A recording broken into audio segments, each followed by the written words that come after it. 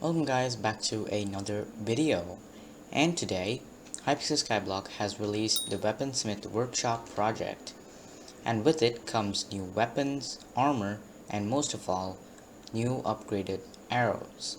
Without further ado, let's get right into the video. Right here there is a new NPC called Rosetta, so if you click on her, she'll show you a tree of different armor sets. Now if you look at it, there are different ones such as Iron Armor, Rosetta's Armor, Squire Armor, Mercenary Armor, Celeste Set, and the Starlight Set. Now these two are just like plain for early game players just to get started with their damage and their classes. Now as the tree goes, these two are like the basics, and then you can choose between a melee type class or a mage class. So on the melee type class, there's the Squire Armor. So there's a Squire Sword, which is actually pretty good, has a damage of 50 and a strength of 10. And it's pretty cheap, it's 5,000 coins, and the rest of the armor set is pretty cheap as well as it providing decent amount of stats. The Mercenary Armor comes with its own weapon called the Mercenary Axe, which is also really good, decent for its price, coming at 70 damage and 20 strength. And the rest of the armor is a bit expensive for early game players, but it's fair enough. Also, it comes with a full set bonus, Death Tax. Earn 5 coins and heal 20 per each kill. And coming to the mage sets, there's the Celeste set.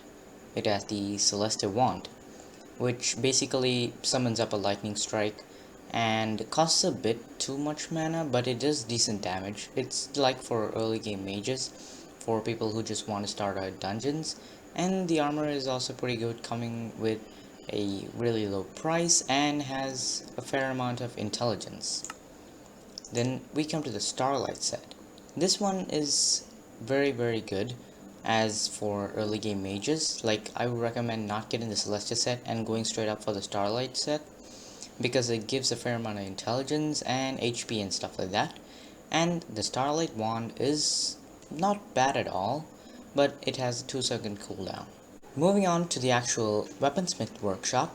Now down the basement we get down to the archery range. Now we see the NPC called Jax. This guy basically sells you all the different types of arrows you can get, such as the emerald tipped arrow, bouncy arrow, nan-sword arrow, glue arrow, explosive arrow.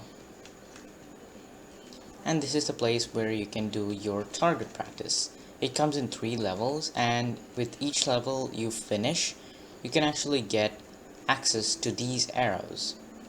So I actually did this earlier before, just for the purpose of this video, and it didn't take too long, but I would recommend getting a short bow to do this. But you know, if you're not an archer and you can't afford a juju short bow just to do this, I mean, it's just not worth to buy a juju for just doing this target practice thing.